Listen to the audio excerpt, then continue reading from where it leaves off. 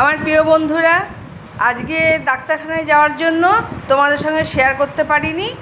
দেখো, এখানে করেছি শসা দিয়ে চিংড়ি মাছ দিয়ে তরকারি আর মাছের ঝোল আর ডিম সেদ্ধ। এই আমাদের রান্না হয়েছে, এই আমরা খাচ্ছি, খেতে বসলাম, তাই তোমাদের সঙ্গে শেয়ার করলাম।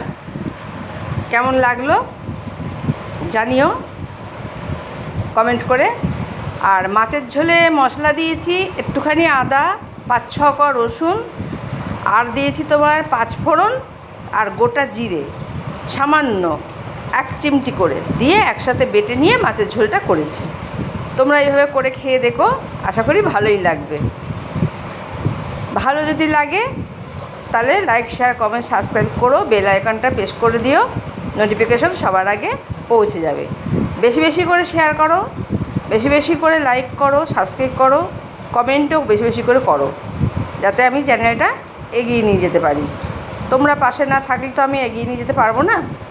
তোমরা আমার পাশে থাকো। তাহলে আজকের মতন আসি।